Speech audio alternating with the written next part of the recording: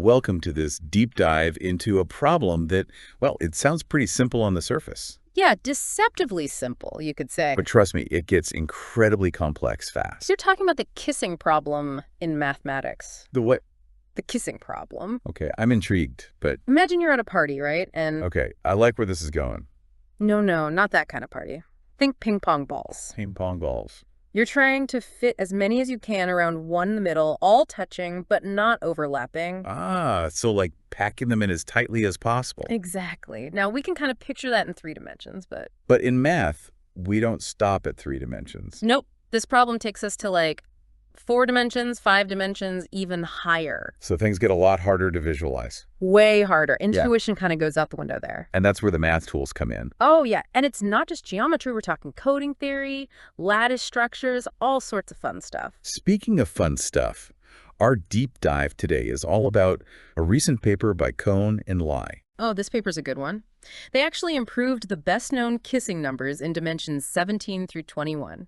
Wait, records from way back in 1967. You got it. And they didn't just slightly improve them. They came up with a whole new way of thinking about these configurations. So for those who might not be familiar, what exactly is this kissing problem? And why should we care about it? Besides, ping pong balls at parties. It's all about spheres. You're arranging spheres around a central one, same size, all touching, no overlapping. Like we were picturing before. Right. The kissing number is the maximum number of those outer spheres you can fit. So finding the best kissing number is like finding the most efficient way to pack those spheres together. Exactly. It's a packing problem, but with deep connections to sphere packing, coding theory, and understanding higher dimensions. Now, I remember hearing about something called spherical codes. How do those tie into the kissing problem? Picture the surface of a ball, a sphere. A spherical code is like placing dots on that surface, each a certain distance apart. So it's like a constellation on a ball. In a way, yeah. Now, in the kissing problem, the centers of those kissing spheres, they form a spherical code. Ah, so finding the best kissing number is like finding the best spherical code where you can pack in the most dots. You got it. It's about maximizing density while keeping those dots apart. Now, in higher dimensions, a lot of the previous best kissing numbers were based on something called the Leech lattice. The Leech lattice. That sounds kind of scary. It's not scary. It's beautiful. Imagine a perfectly symmetrical grid, but in 24 dimensions. Okay, now it's getting scary. 24 dimensions. It's hard to picture, but think of it like a perfectly organized honeycomb, but instead of bees and hexagons, it's points in this vast space. And this grid, this Leech lattice, it allows for really efficient packing. Remarkably efficient. Previous mathematicians used slices of this 24-dimensional lattice to create kissing configurations in lower dimensions. Like taking a cross-section of that honeycomb. Precisely. Those cross-sections gave very good kissing numbers. But Cohn and Leech, they decided to shake things up, right? Yeah. They ditched the Leech lattice entirely. Yep. Their breakthrough is they start with known kissing configurations, and then they change the signs of the coordinates. Like flipping pluses to minuses. How does that help fit more spheres in? It seems counterintuitive, right? Yeah. But it subtly changes the relationships between the points, like adjusting tension in a net, creating pockets of space. Okay, that's pretty wild. And they focused on dimensions 17 through 21. Each dimension has its own quirks, but their overall strategy involves using error-correcting codes. Error-correcting codes, like the things that make sure our internet works. Similar idea, but applied to this geometric problem. Okay, I'm going to need some serious explaining on that one. But first, how do we know these new configurations aren't just disguised Leech lattice cross-sections? That's a great question. They actually proved that their configurations are genuinely new by looking at the inner products between the points. The values they get are simply not possible in Leech lattice cross-sections. So they're truly unique, not just variations on an old theme. Exactly. It's a whole new way of thinking about constructing these dense packings. We've only scratched the surface of what their approach might reveal. All right, I'm definitely ready to dive deeper. Let's start with dimensions 19, 20, and 21. What are these Steiner systems they use, and how do they come into play? A Steiner system. Think of it like a card game. Okay, I'm listening. You have a deck of cards, and you group them into hands. Each hand has a certain number of cards. Every pair of cards appears in exactly one hand. So it's all about specific combinations. Exactly. And they use these Steiner systems to build a base kissing configuration. And they do their sign flipping magic to make room for more spheres. Okay, I'm dying to know how they actually do that sign flipping. Can we see an example? Absolutely. Let's take dimension 19. They use a specific Steiner system, S5824. S5824. It means they have 24 points grouped into sets of 8, and every group of 5 points is in exactly one of those sets. Okay, so those 24 points become coordinates in 19 dimensions. Not directly. It's more like each of those points corresponds to a set of coordinates in 19-dimensional space. So it's even more multidimensional than I thought. Right. There's a specific mapping process involved, but the key is it preserves the relationships from the Steiner system. Okay, but where does the sign flipping happen? They take those coordinates and flip the signs of an odd number of them in each point. So just randomly swapping pluses and minuses. Not random, it's strategic.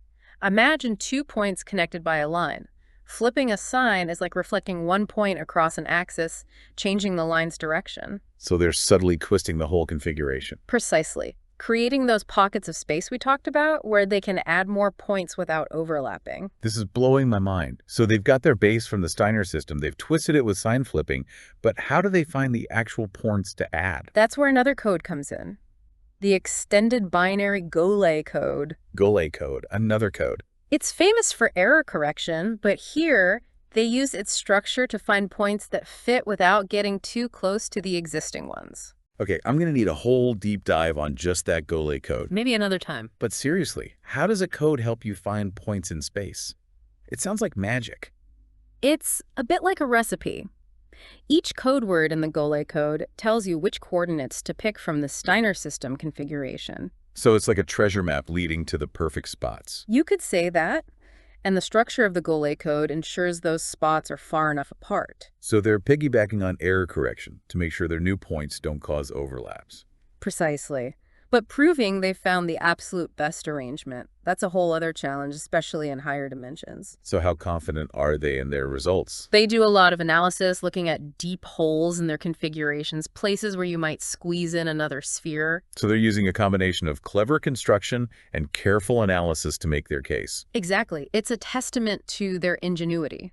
They've not only broken records, but opened up new ways of thinking about this whole area of math. Now, we focused on dimensions 19, 20, 21, but they also made progress in dimensions 17 and 18, right? Absolutely. Those cases use different codes, but they build upon the same sign flipping technique. Ah, so they're using their own work as a foundation. Precisely. And we'll dive into those other codes and dimensions in the next part of our deep dive. Okay, I'm already hooked. This is way more exciting than I thought ping pong balls could be. Just wait till we get to the really mind-bending stuff. Welcome back to our kissing number extravaganza. Extravaganza, huh? Well, it's pretty exciting stuff.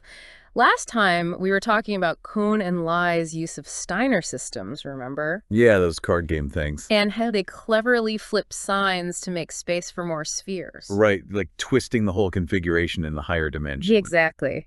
Now, we briefly touched on the extended binary Golay code. Oh yeah, another code moment. Right. We're going to dive deep into that today because it's crucial to their approach. Okay, remind me again, what is this Golay code and why is it so special? Think about sending a message, but the channel is noisy, prone to errors. Like a bad phone connection. Exactly. An error-correcting code adds redundancy, like extra information, so even if parts get messed up, the message can still be reconstructed. So it's like having backup instructions in case things go wrong. You got it. The Golay code is famous for being incredibly efficient at this error correction. Okay, that makes sense for communication. But how does that help Cohn and Lie with their kissing configurations? It's all about the structure of the code. The extended binary Golay code has 24 code words, each with 24 bits. Bits, like zeros and ones. Yep. Each code word is a unique sequence of zeros and ones, and the distances between these code words are carefully designed. Distances, like how many bits are different between two code words? Exactly, and those distances are what make the Golay code so good at error correction. But Cohn and Lie, they use those distances for a different purpose, to find points that can be added to their configurations without getting too close. Ah, so they're piggybacking on this error correction magic to make sure their new spheres don't overlap. That's a great way to put it. Let's walk through an example in dimension 19 where we left off. Remember, they have that base configuration from the Steiner system, and they've already done some sign flipping to create space. Right, so they've got some breathing room, but they need to find specific places to add more spheres. Precisely. They turn to the Golay code and its 24 special code words. Each code word acts like a set of instructions for creating a new point. Wait, how does a string of zeros and ones tell you where to put a point in 19-dimensional space? That sounds even weirder than sign flipping. It's a bit like a recipe where each bit in the code word corresponds to one of the 24 points from the Steiner system. Okay, so if the bit is a 1, they use the coordinates from that Steiner system point, and if it's a 0, they ignore it. You got it. They're essentially picking and choosing coordinates based on the Golay code word. And because those code words are designed to be far apart, the points they create are also far apart. Precisely. It's like the Golay code is guiding them to safe spots in this high-dimensional space. This is blowing my mind again. So they've got this carefully constructed configuration, but how do they know they found the absolute best arrangement? Maybe there's a way to squeeze in even more spheres.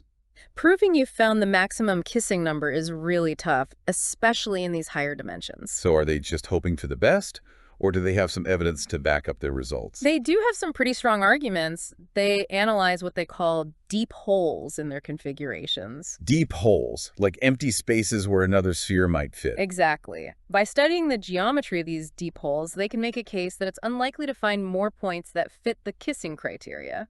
So they're using both clever construction and careful analysis to support their findings. Precisely. It's a testament to their deep understanding of both coding theory and geometry. Now, we focused on dimensions 19, 20, and 21, where they used those Steiner systems and the Golay code. Right, those are the ones that really leverage the error correction magic. But they also have impressive results in dimensions 17 and 18, right? Absolutely. Those cases use different codes, but they build upon the same foundation of sign flipping that we talked about before. It's like they're bootstrapping their way up the dimensions, using their own previous work as a starting point. Exactly. And in those dimensions, they use codes called C10, C6, and C8. Okay, more codes?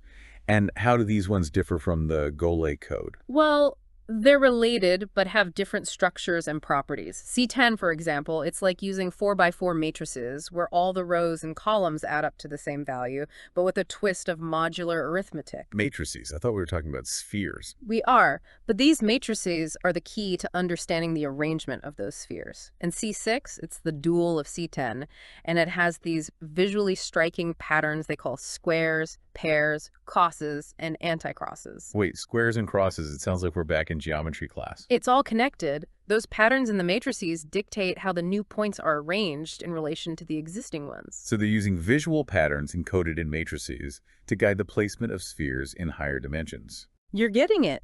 And C8, it's a more specialized code used in dimension 18. They use it to add a final layer of points, carefully placed to exploit the geometry of the configuration. So it's like they're fine-tuning their masterpiece, using these codes to strategically place those last few brushstrokes. I like that analogy. And the results are impressive. They achieve a kissing number of 5,730 in dimension 17 and a whopping 12,166 in dimension 18, beating the old records by a wide margin. Okay, we've now seen how they've tackled all 5 dimensions using this amazing combination of techniques. From Steiner systems to sign flipping to these intricate binary codes, it's a real tour de force. But besides just breaking records, what does their work really tell us?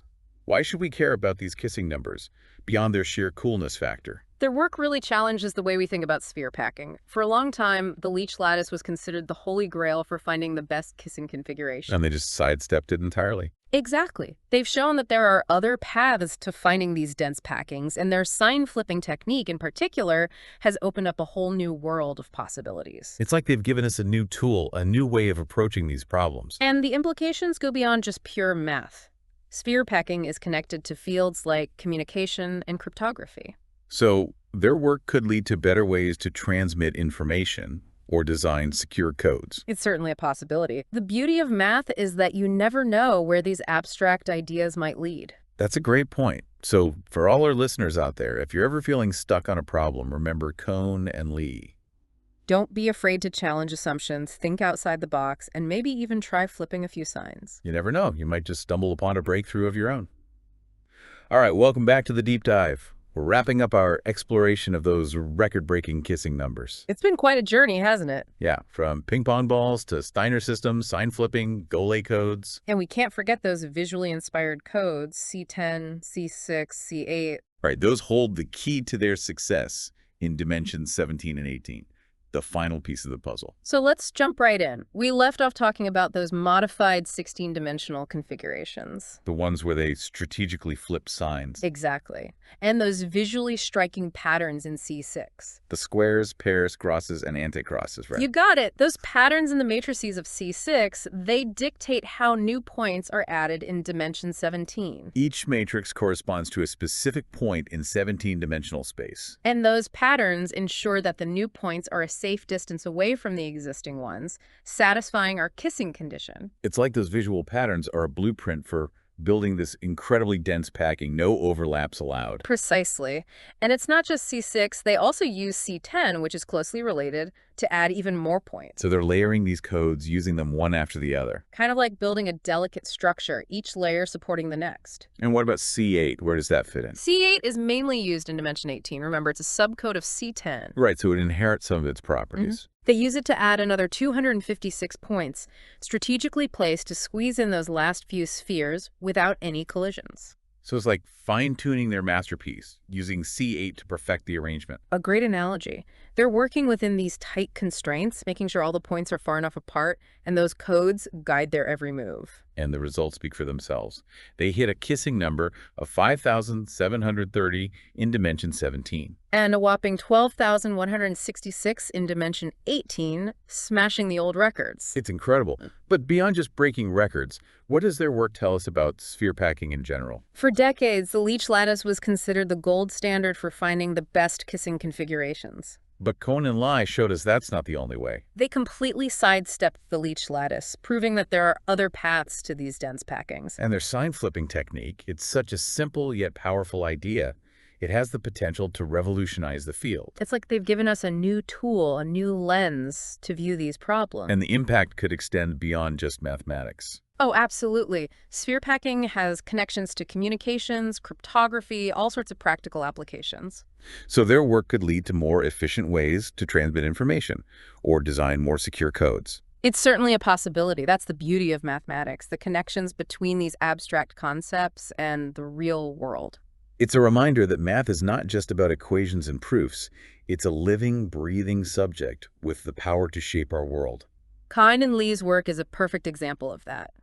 They took a classic problem, applied fresh thinking, and opened up a whole new frontier of exploration. It's been an amazing journey diving into the depths of their work with you. I've enjoyed it immensely. We've gone from those simple ping pong balls to the mind-boggling complexity of high-dimensional sphere packing. We've seen how Steiner systems, sign flipping, and those intricate binary codes all come together to create these incredible results. It's a testament to the power of human ingenuity and the beauty of mathematical exploration. And who knows what other discoveries await us in the future. That's the exciting part. Yeah. So to all our listeners, keep exploring, keep questioning, and keep pushing the boundaries of what we know. Because there's always more to learn, more to discover in this fascinating world of mathematics. And maybe, just maybe, one of you will be inspired to make the next breakthrough.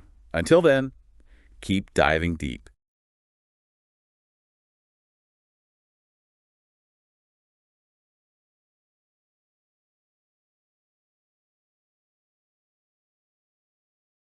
Welcome to the Deep Dive. Today, we're going to be tackling higher dimensional geometry, specifically the kissing number problem, which, it can get pretty mind-bending, but we're diving into Henry Cohn and Anqi Lee's paper, the one where they made these huge improvements on kissing numbers and dimensions, 17 through 21. Some of these hadn't even been touched in over 50 years. Yeah, it really is fascinating because for so long, people were stuck using the Leech lattice for these dimensions, and Cohn and Lee sort of broke free of that and achieved these bounds through some incredibly clever techniques. Okay, so I know our listeners are pretty math savvy, Yeah. but I think it's worth making sure everyone's on the same page. When we say the kissing number problem, what exactly are we talking about? So at its core, you're asking how many unit spheres can you cram around a central unit sphere in n-dimensional space, all touching without any overlap.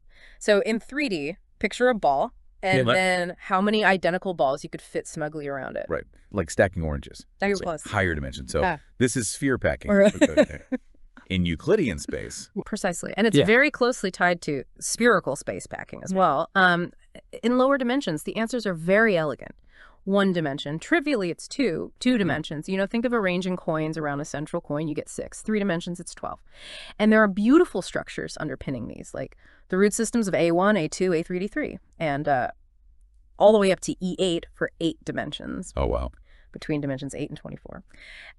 Excluding the known cases of 16 and 24, finding the exact kissing numbers is a huge challenge. Yeah. And that's really where Cohn and Lie's work comes in. Before their paper, the best lower bounds for dimension 17 through 21 came from Leech back in 1967, using cross-sections of the Leech lattice. But Cohn and Lie did something completely different. Yeah, they shifted the paradigm. So instead of relying on the Leech lattice, they found a way to improve existing configurations by tweaking something called...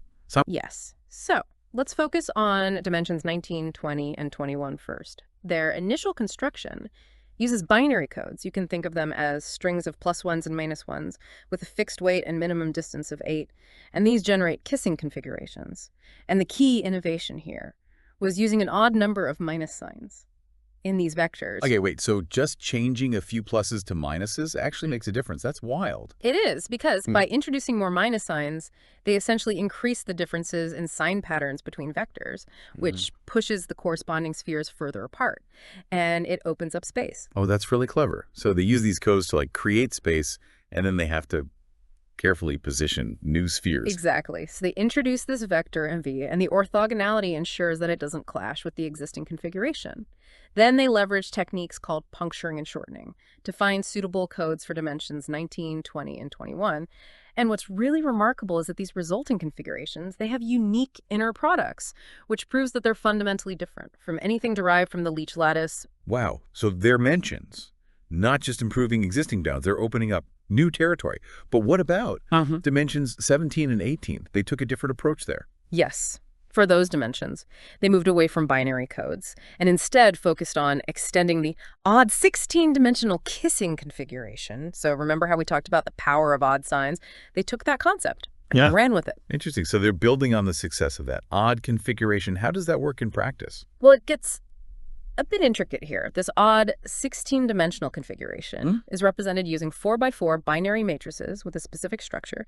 They use linear programming bounds for binary codes to prove the maximum size of a subcode with a certain minimum distance. So it demonstrates this beautiful interplay between coding theory and geometry. Absolutely. It's fascinating how they bring together these seemingly disparate fields to solve this problem. So they have this 16-dimensional configuration. How do they extend it to 17 dimensions? Are they just adding spheres one by one? In a way, yes. They analyze this configuration, identifying what are called deep holes. These are like little pockets of space where you could potentially squeeze in another sphere without causing overlap. Okay, so these deep holes are like, I'm picturing those tiny gaps you find when you're packing marbles in a jar. You think you fit in as many as possible, but then you realize you can jiggle things around and fit in just one more. That's a great analogy, but finding these deep holes is only the first step. The real challenge is determining which ones can actually accommodate a new sphere without disturbing the existing arrangement. So Cohn and Lie call this compatibility. Oh, okay. So it's like trying to find a parking spot. In a crowded lot, you might find an empty space, but it might be too small for your car. Or someone might have double parked next to it, blocking you in. Exactly. The deep holes have to be the right size and in the right position relative to each other to work. And to analyze this compatibility, Cohn and Lie rely on the properties of specific codes. So this is where those codes we talked about earlier come into play, those strings of +1s and -1s. Yes. For dimension 17, they use a code called C10, which has a very specific structure. Think of it as a set of rules that dictate how these +1s and -1s can be arranged to represent valid sphere positions. So C10 is like lemma, a blueprint that guides the placement of new spheres. It ensures that they fit in harmoniously with the existing configuration. Precisely. And there's a crucial lemma in their paper, lemma 3.3, which uses the properties of C10 to establish the compatibility of certain deep holes. And this lemma is essential for proving that their construction achieves the new lower bound of 5,730 spheres in 17 dimensions. Wow, 5,730 spheres, all perfectly touching in 17 dimensions. I mean, it's mind-boggling. But they managed to prove it rigorously What about dimension 18? So dimension 18 follows a similar strategy, building on the odd 17-dimensional configuration they just constructed. And again, search for compatible deep holes to add more spheres. So they're building upon their Yeah. previous success, Yeah. taking that Yeah. 17-dimensional structure as their foundation. But you said it gets more intricate. Why is that? Well, it turns out that in 18 dimensions, the deep holes are closer together. So that means they have to be even more selective about which deep holes they choose to fill, or they'll end up with overlapping spheres. So it's like trying to fit puzzle pieces together. In 17 dimensions, you had a little more wiggle room. Yeah. But in 18 dimensions, the pieces have to fit just right, or the whole thing falls apart. That's a great way to think about it. So to navigate this tighter space, Cohn and Leech introduce a new code called C8, which is a subset of the C10 code we discussed earlier. C8 has even stricter rules about how those +1s and Hamish 1s can be arranged, which allows them to pinpoint a precise subset of compatible deep holes. So C8 is like a finer sieve. It's filtering out the deep holes that won't work in 18 dimensions. It helps them maintain that delicate balance between adding more spheres and collisions. Exactly. And this leads to their improved lower bound of 7,654 spheres in 18 dimensions. And what's fascinating is that even with these stricter rules, they managed to significantly improve upon the previous best bound, which really demonstrates the power of their approach. 7,654 spheres Yeah. in 18 dimensions. It's mind-boggling. But they've done more than just find these numbers. They've given us a new way of thinking about how to construct these configurations, a new set of tools to explore the mysteries of higher dimensional space. Absolutely. And this is just the tip of the iceberg. There's so much we don't know. For instance, Cohn and Leech's improved lower bounds are likely not the final answer. There's still room for improvement, especially in 18 dimensions, which seems particularly intriguing. So the quest for the ultimate kissing numbers continues. And who knows what other mathematical treasures we might uncover along the way. Okay, my brain is definitely working overtime here, but It's incredible to see. how they're pushing the boundaries Yeah. of what we know about kissing numbers. Yeah. Before we get too lost in the weeds of codes and deep holes, I think it's worth stepping back and looking at the broader significance. That's a great point. If we connect this to the bigger picture, I think Cohn and Leech's work is significant for several reasons. First, they challenged the long-held assumption that the Leech lattice was the key to finding the best kissing configurations.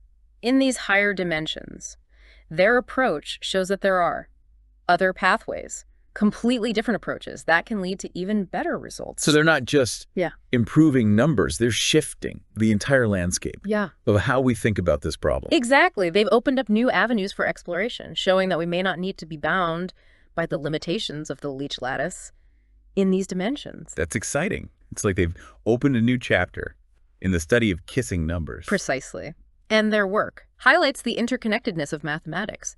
They seamlessly combine techniques from geometry and coding theory to achieve their results. This cross-pollination of ideas is a powerful engine for mathematical discovery. It's like they're showing us that sometimes the most elegant solutions come from looking at a problem from a completely different angle. Yeah, absolutely. They're not just solving a problem, they're also demonstrating the beauty and power of mathematical connections. And importantly, their work has implications that go beyond just calculating kissing numbers. It raises new questions about the nature of sphere packing in these dimensions and its connection to these novel configurations. That's fascinating. So they've pushed the boundaries of what we know, but they've also opened up a whole new set of questions. It seems like their work is just the beginning of a much larger exploration. Exactly. And there's still so much we don't know. For instance, Cohn and Leech's improved lower bounds are likely not the final answer. There's still room for improvement, especially in 18 dimensions, which seems particularly intriguing. The quest for the ultimate kissing numbers continues. But let's dive back into some of the specifics of their work, especially those intricate constructions for dimensions 17 and 18. Can you walk us through how they extended those odd configurations? Certainly. Let's start with dimension 17. So remember, they begin with the odd 16-dimensional kissing configuration, which itself is a marvel of mathematical construction. So this configuration is represented using a set of 400 and 320 vectors, each corresponding to a sphere's position. Okay, so I'm picturing this elaborate arrangement of 4,320 spheres, all perfectly touching in 16 dimensions. It's hard to wrap my head around it visually, but I can appreciate the complexity. It is complex. And to extend this to 17 dimensions, Cohn and Lee add more vectors, carefully chosen, to represent new spheres that fit within the existing structure without causing overlap. So they're essentially adding more spheres to this already crowded party. Yeah. But they have to be very strategic about where they place them. Precisely. And their strategy involves these deep holes we've mentioned before. Imagine looking at this 16-dimensional configuration and finding little pockets of space where you could potentially squeeze in another. Okay, so these deep holes are like those tiny gaps you find when packing marbles in a jar. You think you've fit in as many as possible, but then you realize you can jiggle things around and fit in just one more. That's a great analogy, but finding these deep holes is only the first step. The real challenge is determining which ones can actually accommodate a new sphere without disturbing the existing arrangement. So Cohn and Lee call this compatibility. Okay, so it's like finding a parking spot. Yeah. In a crowded lot, you might find an empty space, but it might be too small for your car, or someone might have double parked next to it, blocking you in. Exactly. The deep holes have to be the right size and in the right position relative to each other to work. And to analyze this compatibility, Cohn and Lee rely on the properties of specific codes. This is where those codes we talked about earlier come into play, those strings of +1s and -1s. Yes. For dimension 17, they use a code called C10, which has a very specific structure. Think of it as the set of rules that dictate how these +1s and -1s can be arranged to represent valid sphere positions. Okay, so C10 is like a blueprint that guides the placement of new spheres. Yeah. It ensures that they fit in harmoniously with the existing configuration. Precisely. And there's a crucial lemma in their paper, lemma 3.3, which uses the properties of C10 to establish the compatibility of certain deep holes. And this lemma is essential for proving that their construction achieves the new lower bound of 5,730 spheres in 17 dimensions. It's amazing how they weave together these seemingly disparate concepts. Geometry, coding theory, linear algebra, to construct these complex configurations and then rigorously prove their validity. It is quite remarkable. Now, for dimension 18, they follow a similar strategy, but it gets even more intricate. So they start with the odd 17-dimensional configuration they just constructed. And again, search for compatible deep holes to have more spheres. They're building upon their previous success, taking that 17-dimensional structure as their foundation. But he said it gets more intricate. Why is that? Well, it turns out that in 18 dimensions, the deep holes are closer together. This means they have to be even more selective about which deep holes they choose to fill, or they'll end up with overlapping spheres. It's like trying to fit puzzle pieces together. In 17 dimensions, you had a bit more wiggle room. But in 18 dimensions, the pieces have to fit just right, or the whole thing falls apart. That's a great way to think about it. So to navigate this tighter space, Cohn and Lee introduce a new code called C8, which is a subset of the C10 code we discussed earlier. So C8 has even stricter rules about how those +1s and -1s can be arranged, allowing them to pinpoint a precise subset of compatible deep holes. So C8 is like a finer sieve, filtering out the deep holes that won't work in 18 dimensions. It helps them maintain that delicate balance between adding more spheres and avoiding collisions. Exactly. And this leads to their improved lower bound of 7,654 spheres in 18 dimensions. And what's fascinating is that even with these stricter rules, they managed to significantly improve upon the previous best bound, illustrating the power of their approach. 7,654 spheres in 18 dimensions. It's mind-boggling. But they've done more than just find these numbers. They've given us a new way of thinking about how to construct these configurations, a new set of tools to explore, the mysteries of higher dimensional space. Absolutely. And this is just the tip of the iceberg. There are so many unanswered questions, so much more to explore. Cohn and Lee's work has opened the door to a whole new world of mathematical possibilities. Yeah, it's really remarkable work they've given us. New lower bounds, new configurations, and whole new way of thinking about kissing numbers. In these dimensions, it feels like we've only just scratched the surface. You're absolutely right. Their results raise so many intriguing questions like, are these new lower bounds actually the optimal kissing numbers?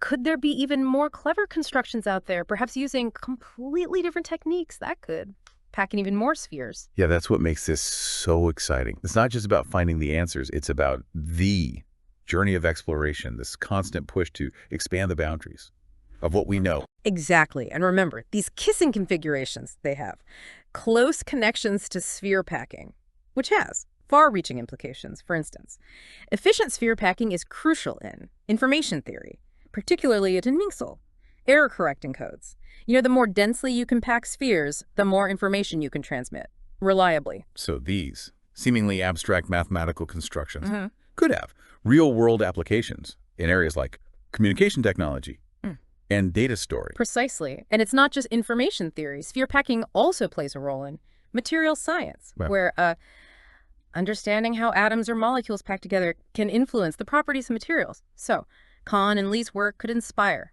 new approaches to designing materials with specific properties. It's incredible to think that something as fundamental as packing spheres together can have such a profound impact In on various fields, it really speaks to the interconnectedness of mathematics and the power of abstract thinking. Absolutely. And its deep dive has only scratched the surface of their paper. There are many more fascinating details and nuances to explore, for instance. They delve into the properties of these codes, the structure of the deep holes, and the intricacies of their linear programming bounds. sounds like a treasure trove of mathematical insights just waiting to be uncovered.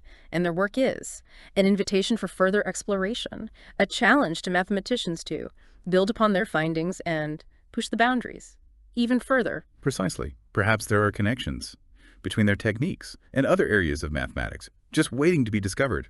Or maybe their approach could inspire entirely new ways of tackling similar problems in other dimensions. The possibilities are truly endless. This has been an incredible journey. We've gone from a seemingly simple question, how many spheres can kiss, to exploring the depths of higher dimensional geometry, coding theory, and linear programming. It's a testament to the beauty, power, and sheer wonder of mathematics. I couldn't agree more. And it's a reminder that even in the most abstract realms of mathematics, there are discoveries to be made that can illuminate our understanding of the world around us. To our listeners, we encourage you to dive deeper into Cohn and Lee's work, explore the mathematical landscape they've unveiled, and perhaps even contribute to this ongoing quest to unravel the mysteries of kissing numbers and sphere packing. Who knows what groundbreaking discoveries. Oh, wait.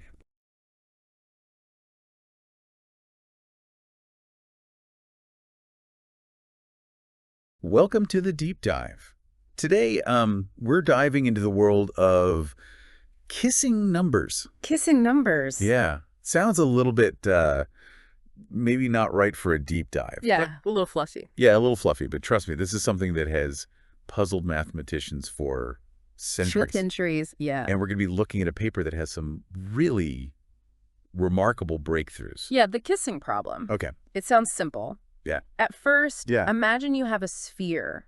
You want to surround it with as many other spheres of the same size. Okay. All touching the central sphere, but not overlapping. Yeah, okay. How many can you fit? Oh, That's the kissing problem. so how many spheres can touch another sphere at the same time? Exactly. Right. And it's easy to picture in 3 dimensions. Right. But it gets really complex when you go into higher dimensions. Yeah, I can imagine. The exact kissing numbers are only known for a handful of dimensions. Okay. 1, 2, 3, 4, 8, and 24. Okay, so there are a few that we know for sure. Right. We're looking at the paper Improved Kissing Numbers in 17 through 21 Dimensions Yes. by Henry Cohn and Anqi, and it's a fascinating paper. It really is. It's not just about finding new numbers. Okay. It's about this new approach that challenges some assumptions in the field. So a new way of looking at it even. Absolutely. Okay, so let's lay the groundwork here. Okay. So we know that the kissing number depends on the dimensions of the space we're working in. Right. In one dimension, it's 2. On a line, Yeah. 2 spheres can kiss the central sphere. Okay. In 2 dimensions, 6. Well, flat plane? Yep. 3 dimensions, which is the space that we live in, it's 12. That's right. So we can picture those pretty easily. Yeah, you can kind of visualize it. Yeah. But when you start going into the higher dimensions, Right. that's where it gets hard. Yeah. And for 16 through 24 dimensions, Right. the best-known lower bounds were done by John Leech back in 1967. Wow, a long time ago. Yeah, he used something called the Leech lattice, which is this incredibly dense arrangement of points in 24 dimensions. Okay. And he took cross-sections of that to get lower bounds in the dimensions below. Interesting. So he was working in a higher dimension to be able to get information about the lower dimension. Exactly. Ah. It was groundbreaking work, but for decades, mathematicians have suspected that it could be improved upon.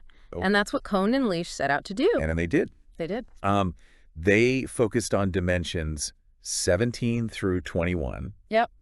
And they actually improved Leech's lower bounds. In each one. in each dimension. That's fascinating. Yeah, the clever part is how they used error-correcting codes to kind of build their kissing configurations. Okay, so they used error-correcting codes, which we use in digital communications, to figure this out.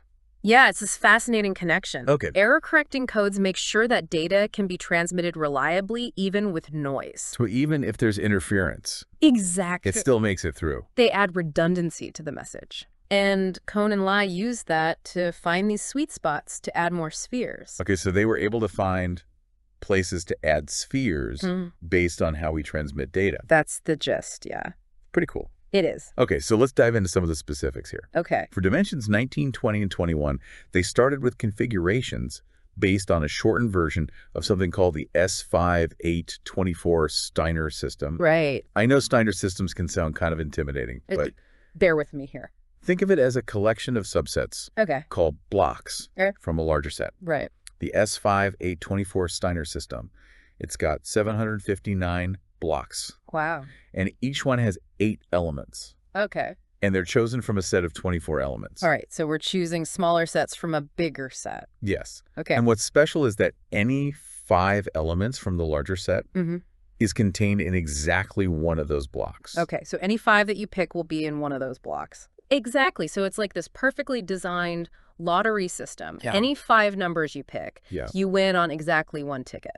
That's a good way to think about it. And that property of Steiner systems is really useful for these kissing configurations. Okay. Cohn and Lie took this system and trimmed it down to create codes for lower dimensions. Okay. And they represented the points in their configurations using vectors with coordinates that correspond to code words from these shortened Steiner systems. Okay. And initially, they used an even number of negative signs in the non-zero coordinates of these vectors. Okay. But then they had this idea, All right. what if we use an odd number of negative signs instead? Okay. And that Interesting. it kind of opened up a whole new way of looking at things. Oh. They changed the distances between the spheres. By changing the sign. By changing the signs, yeah. Right. And it created just enough space to add more.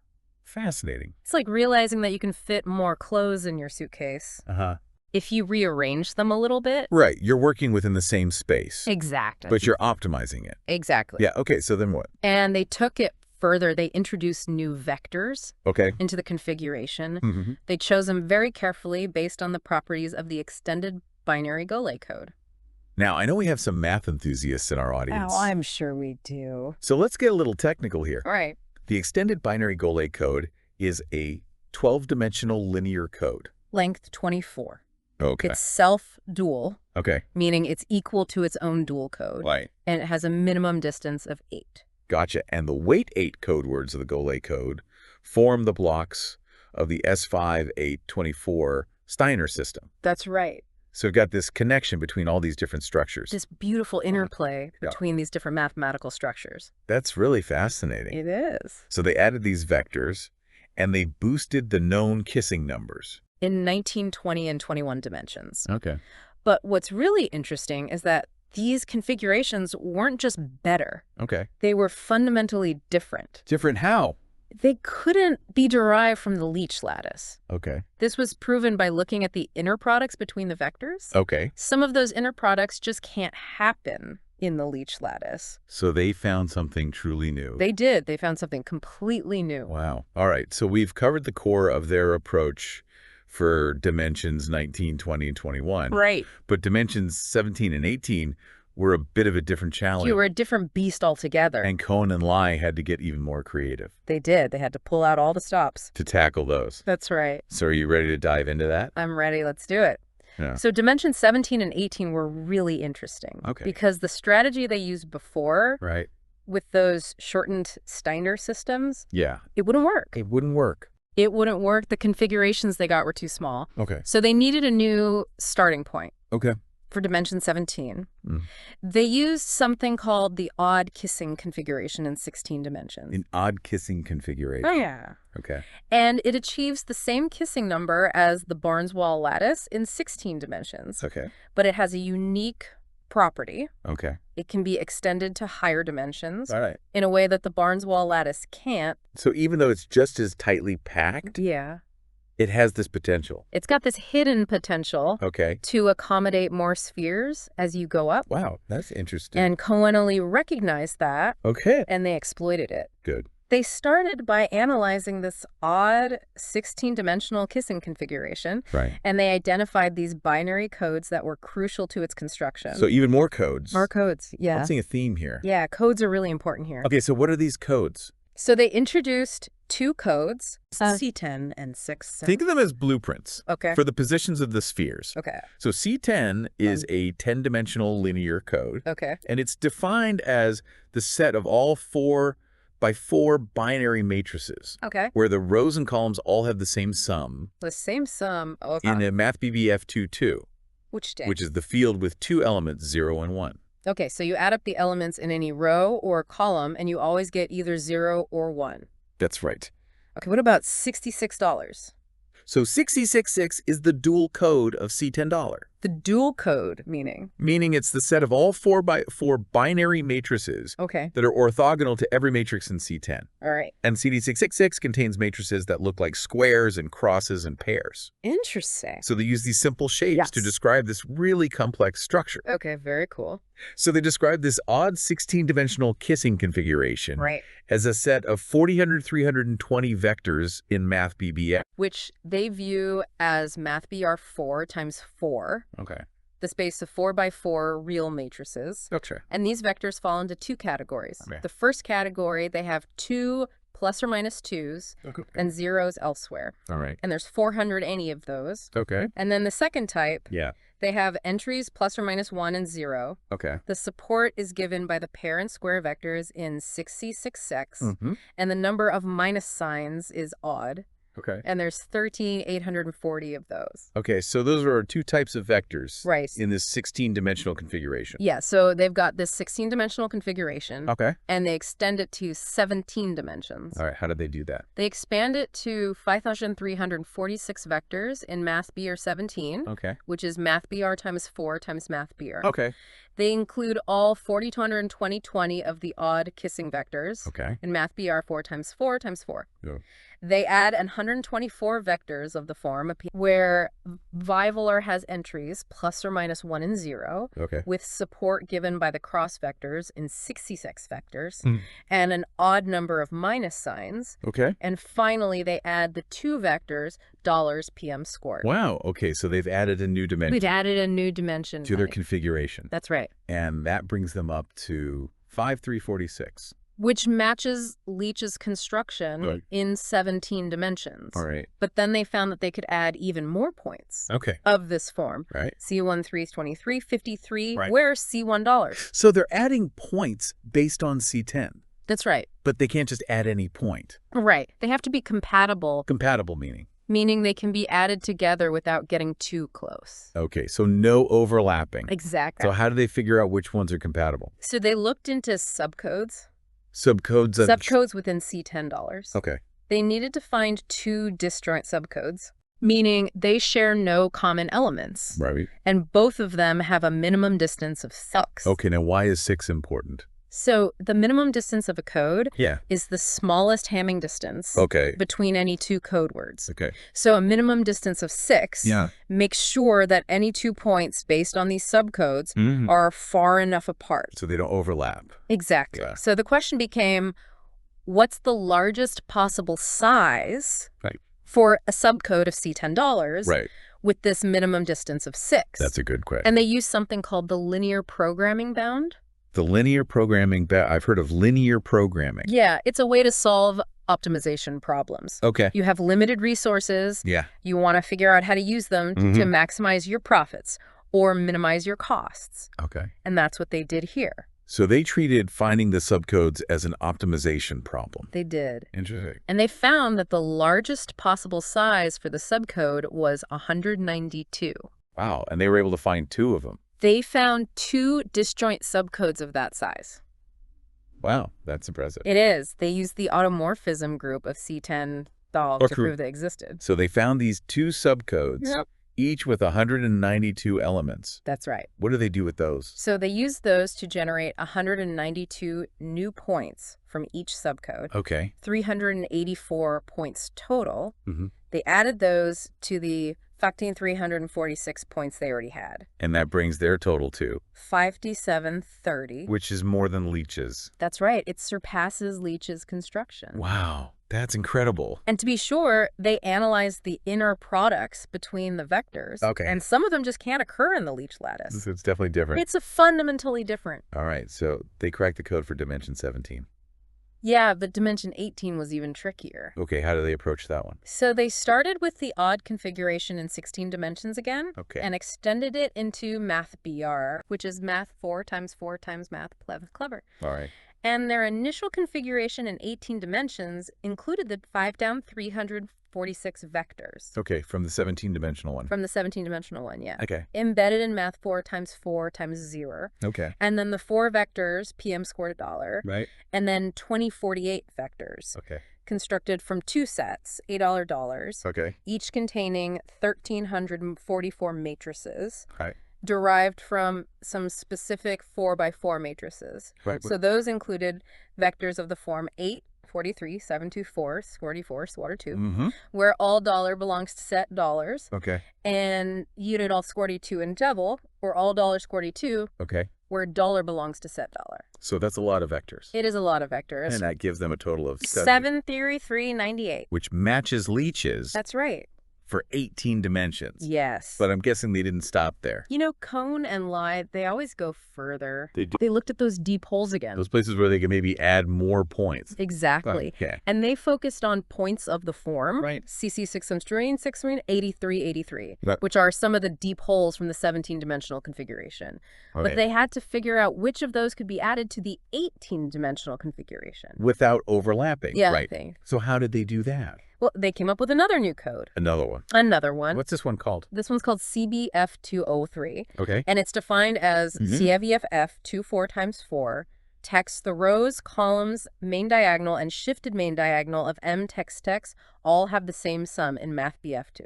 Okay, so break that down for me. So it's a set of 4x4 binary matrices Okay. where the sum of the elements in each row and column Mm-hmm. and both diagonals, the main diagonal and the shifted main diagonal, Okay. is either 0 or 1. So even more constraints on these matrices. Exactly. Right. And this is an 8-dimensional linear subcode of C10.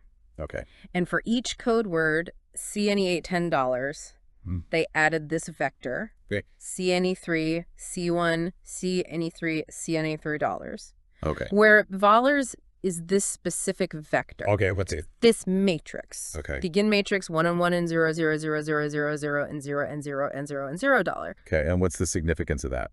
It's carefully chosen Sure. to make sure that the new points they add are compatible Compatible, yeah. with the existing ones. So it's like a guide. It's like a guiding vector Okay. to make sure they don't overlap. Exactly. So they use that to add more points. Yeah, and by adding those vectors, they increase the kissing number to 7 6 over 4 In 18 dimensions. in 18 dimensions. Which is more than Leech's. That's right. It's another improvement. Incredible. And just like with the 17-dimensional one, Mm-hmm. they analyze the inner products. Okay. And some of them can't occur in the Leech lattice. So it's a totally new configuration. Totally new configuration. Really impressive. It is. It's groundbreaking work. So they've improved on Leech's bounds in both 17 and 18 dimensions. They have. Wow. And they did it using these incredible techniques from coding theory. Yeah, and some really clever insights. Yeah, it's a beautiful blend of different areas of math. Well, we've delved deep into the technical details of this paper. We have. Well, what does it all mean? Yeah, what are the implications of all this? What are the possibilities? Let's explore that in the final part of our deep dive. So we've gone through all the details of Cohn and Lie's paper, but Yeah. let's step back for a second. Okay. We've been talking about spheres and kissing numbers, Right. but this work could have implications Oh, for absolutely. things beyond just abstract geometry. Way beyond. Like what? Well, remember how we were talking about sphere packing? Yeah. Cohn and Lie's work Mm-hmm. suggests that this sign flipping technique. Might actually lead to denser sphere packings Okay. in other dimensions. So it's not just a mathematical trick. No. It could actually help us pack things better Exactly. in the real world. Yeah. Think about packing oranges in a crate. Okay. or storing data on a hard drive, or even arranging atoms in new materials. Right, so finding the densest packing is really important. It's crucial for efficiency Yeah. and performance. And it all comes back to this theoretical problem It does. It's amazing. of kissing numbers. It is. Ah. And it goes even further Huh? because error-correcting codes Right. are fundamental to communication. They are, yeah. So their research could lead to better codes Okay.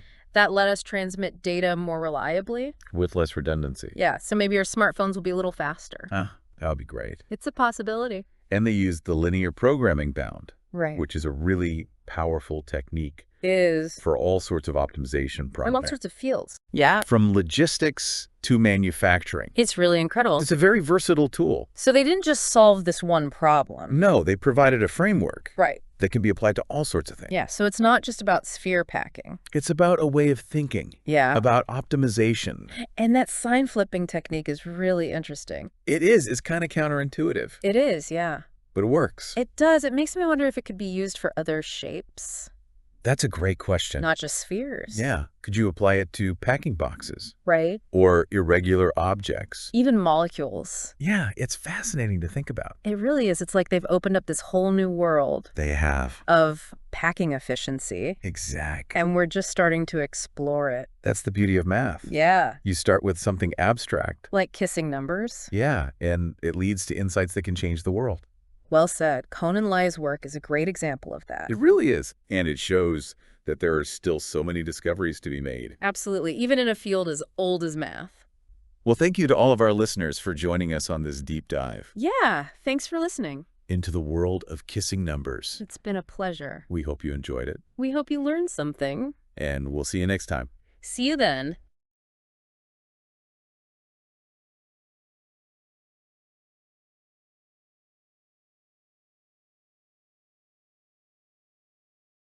Welcome back, everyone. I'm really excited for this deep dive. It's all about kissing numbers, a topic I've always found really mathematically beautiful. You sent over a paper, some groundbreaking findings, and I can't wait to kind of unpack it. Yeah, it's a fascinating area. Lots of connections, sphere packing, coding theory, and lattices. This paper pushes the boundaries of what we know with record-breaking kissing numbers in dimensions 17 through 21. Really exciting stuff. Okay, so just to level set for everyone listening, can you remind us what a kissing number actually is? Absolutely. Imagine you've got this sphere, and you want to surround it with as many other spheres of the same size, all touching that central sphere without overlapping. The kissing number in a given dimension is the maximum number of spheres you can fit around that center one. Okay, so like a spherical puzzle figuring out the most efficient packing, right? Exactly. And it's more than just geometry. These kissing numbers have these deep connections to other areas of math, like error-correcting codes and the structure of lattices. You mentioned record-breaking kissing numbers, and these haven't been improved on since 1967, have they? That's right. For decades, the best we had in dimensions 17 and up were based on John Leech's work using cross-sections of the Leech lattice, super dense in 24 dimensions, and it was thought those might be unbeatable. But this paper shows otherwise. It does. And what's fascinating is their approach isn't about finding entirely new arrangements. They modify existing configurations, ones derived from these laminated lattices, but they do it by strategically flipping signs within the coordinate vectors. That's pretty incredible. They focus specifically on dimensions 17 through 21. Is there something special about those dimensions? Well, 19, 20, and 21 turned out to be particularly susceptible to this sign flipping technique. It allowed for big increases in the kissing numbers. They also touch upon why dimension 16 might be the most challenging to improve on, even though it doesn't even have a unique optimal solution. It's peculiar. Okay, so before we jump into the specifics, the paper kind of starts by reminding us that we only know the exact kissing number for a handful of dimensions, right? That's right. Dimensions 1, 2, 3, 4, 8, and 24, we've got those nailed down. Often linked to highly symmetrical structures like root systems of Lie algebras, which pack really, really well. But beyond those special cases, it gets way trickier, right? Yeah, exactly. For dimensions between 9 and 15, there have been various constructions, but 16 and up, well, until this paper, the best we had were Leech's constructions from 67. And those relied heavily on cross-sections of that Leech lattice, which is so incredibly dense in 24 dimensions, it seemed natural to assume those cross-sections would be really hard to beat. But this paper proves otherwise. In their main theorem, they state that the kissing numbers in dimensions 17, 18, 19, 20, and 21 are at least 5730, 7654, 11692, 19448, and 29768, respectively, which is a substantial increase. Absolutely. What's even more remarkable is that they explicitly state their configurations cannot be obtained as cross-sections of the Leech lattice's minimal vectors. So they're not ruling out the possibility of other Leech lattice cross-sections achieving those numbers, but it suggests that the ones Leech found might be the biggest of that particular type. That's a reasonable way to look at it, yeah. It hints there might be whole other families of configurations out there beyond what we've traditionally explored with lattices. Pretty exciting. All right, so they've got our attention with those impressive results. Now, how do they actually achieve these improvements? They talk about this sign manipulation technique. Can you elaborate on that? Of course. Let's start with section 2, where they dive into dimensions 19, 20, and 21. Their initial approach involves constructing the previously known best kissing configurations in these dimensions, which relied on, believe it or not, binary error-correcting codes. Error-correcting codes. Now, that's an intriguing connection. Right. They leverage the fact that if you've got a binary code with block length n, constant weight 8a, and minimal distance 8, you can construct a kissing configuration in n dimensions. Okay, and they provide a formula for the size of these configurations, right? Something like 2 to the 2 times n choose 2 plus 2 to the 7 times the size of the code. You got it. The first part of that formula, the 2 to the 2 times n choose 2, that accounts for all the possible permutations of vectors with 2 components equal to plus or minus 2 and all the rest being 0. Essentially, these represent points lying along those coordinate axes, but instead of the usual plus or minus 1, we have plus or minus 2. And the second part deals with the code words themselves, right? Exactly. You take each code word, apply an even number of minus signs to its entries, and this creates a new set of vectors that, when combined with that first set, form a valid kissing configuration. And the requirement that the code has a minimum distance of 8, that's crucial, isn't it? Why is that so important? Because it guarantees that any 2 distinct vectors in that kissing configuration have an inner product of at most 4. And this corresponds to the angle pi over 3, which is required for spheres to kiss or touch without overlapping. It's a geometric constraint translated into a coding theory property. That's really elegant. And they use shortened versions of the S5824 Steiner system to obtain these codes. What exactly does that involve? Well, the Steiner system S5824 is this remarkable combinatorial object. It provides 759 code words, each of length 24, weight 8, and minimum distance 8. By shortening this code, you get similar codes, but with smaller block lengths suitable for lower dimensions. And they highlight that this construction actually yields configurations that are identical to the laminated lattices in dimensions 16, 19, 20, and 21. That's a pretty surprising connection. Indeed, it suggests there might be a deeper relationship between those error-correcting codes and the laminated lattices, something worth digging into further, perhaps. So they beautifully constructed these configurations using codes. But then they do something really unexpected. They ask, what if instead of putting an even number of minus signs on those code word vectors, we use an odd number? Ah, yes. That's the brilliant twist that really unlocks their breakthrough.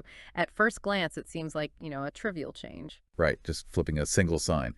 But they demonstrate that this tiny modification actually creates a completely different configuration, one that's not isometric to the even sign one, and opens up new space within the arrangement. It's pretty amazing.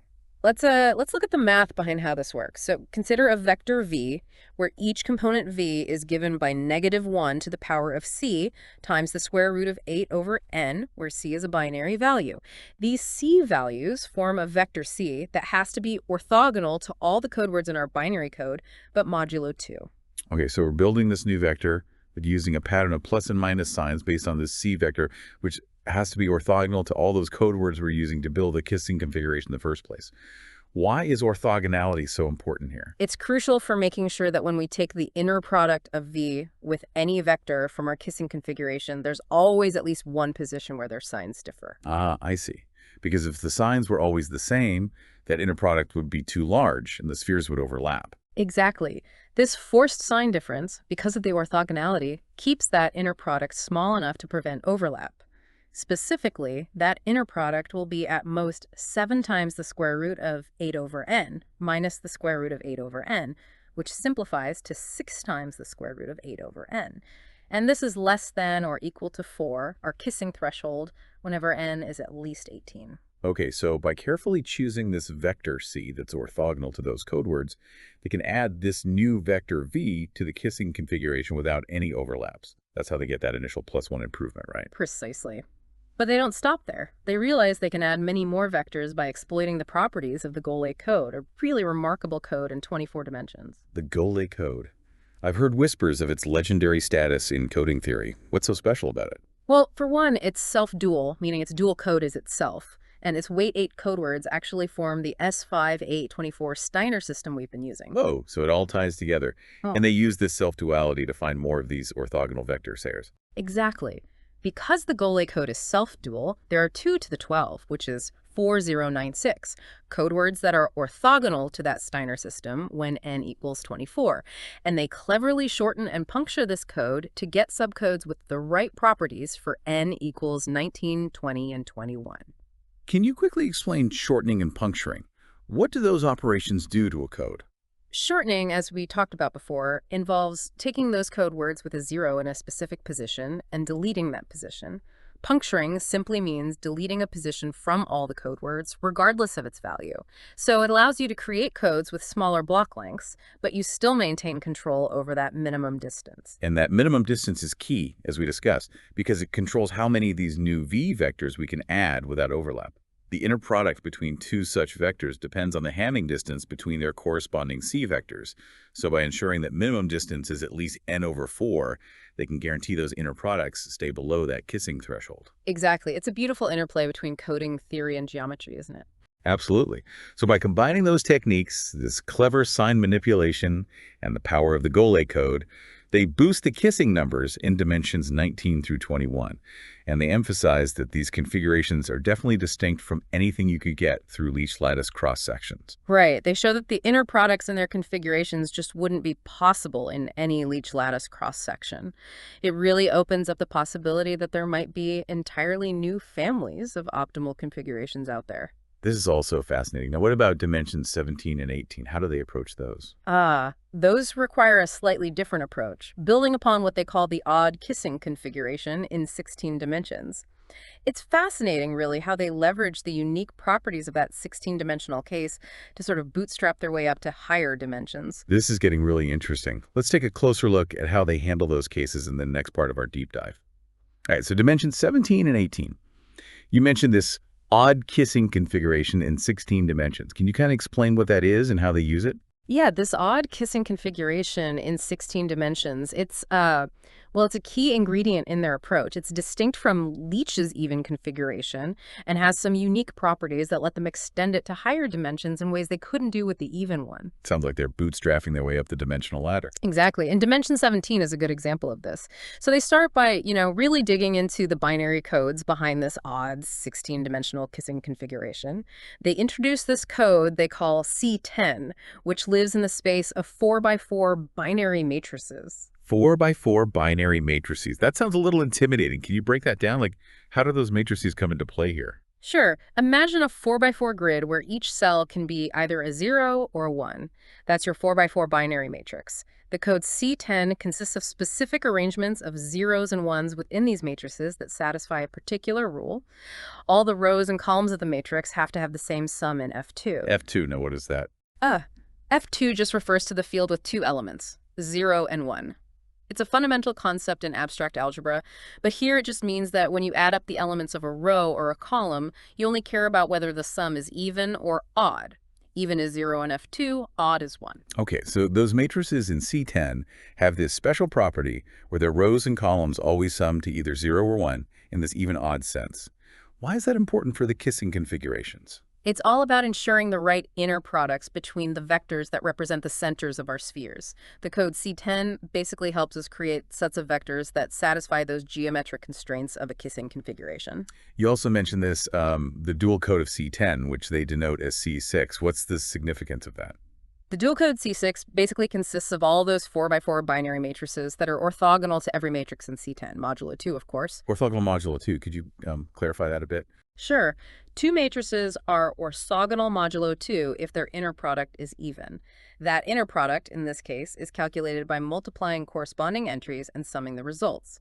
If that sum is even, then they're orthogonal in this binary sense. Okay, so the matrices in C6 are like the partners to the ones in C10 in that their interaction always results in an even inner product.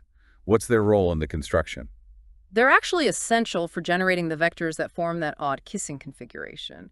The paper lists out the elements of C6, categorizing them into types based on their visual patterns, like squares, pairs, crosses, and anti-crosses. It's like they're using the visual structure of those matrices to guide their construction. Exactly.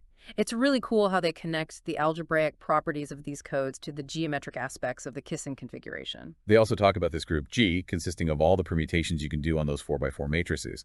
And they prove that G is the automorphism group of both C10 and C6. What does that automorphism group mean, and why is it significant? The automorphism group of a code essentially captures its symmetries, right? It tells you what transformations you can apply to the code words without messing up the code's essential properties. Hmm. Here, the fact that G is the automorphism group of both C10 and C6 highlights the deep connection between the structure of these codes and the symmetries of those matrices. Okay, so they've laid the groundwork with these codes C10, C6, and their shared automorphism group G. How do they actually put it all together to build that odd 16-dimensional kissing configuration? They use two main types of vectors. First, they start with all the vectors in 16 dimensions that have two components equal to plus or minus 2 and the rest equal to 0. There are 480 of these, basically points along the coordinate axis but with coordinates of plus or minus 2. Okay, that's easy enough to visualize. What about the second type? The second type is a bit more involved. They take specific code words from C6, specifically the pairs and squares, and they assign signs to the entries of those matrices. But the key part is that they use an odd number of minus signs for each code word. That's what makes this configuration odd. So that seemingly small choice of using an odd number of minus signs instead of an even number, that's what makes all the difference. That's right. And they have to be careful to make sure that the resulting vectors have a squared norm of 8, meaning the sum of the squares of their components equals 8. This is to ensure those inner products between any two distinct vectors are at most 4 to satisfy the kissing condition. Got it. So they've got this odd configuration in 16 dimensions. How do they make the leap to 17 dimensions? They cleverly embed those 4,320 vectors from the 16-dimensional configuration into R17 just by adding a 0 as the 17th component. And then they introduce two new types of vectors that live in this higher dimensional space. New vectors, okay. What do these new ones look like? The first type takes those cross vectors from the code C6, assign signs with an odd number of minus signs, and then add a plus or minus the square root of 2 as that 17th component. They take those cross patterns, lift them up a dimension, and give them a little nudge in that new direction. That's a nice way to put it. The second type is even simpler. They add two vectors that have all zeros in the first 16 components and plus or minus the square root of 8 in the 17th. Essentially, points lying solely along that new 17th dimension axis. So strategically placed points along the new axis. Yeah. But do all these vectors together actually form a valid kissing confabulation in 17 dimensions? They do. They carefully check this, making sure all those inner products stay within that kissing bound of 4. What's amazing is this configuration, even though it matches the size of Leech's construction in 17 dimensions, is fundamentally different in structure. And this is where it gets really exciting, right? Yeah. Because Leech's even configuration in 16 dimensions was maximal. Like you couldn't squeeze in any more spheres. You got it. No wiggle room. But this odd configuration, not as tight. They identify specific points that could be added to the configuration without causing any overlaps. Like they found hidden nooks and crannies in that packed arrangement. What do those extra points look like?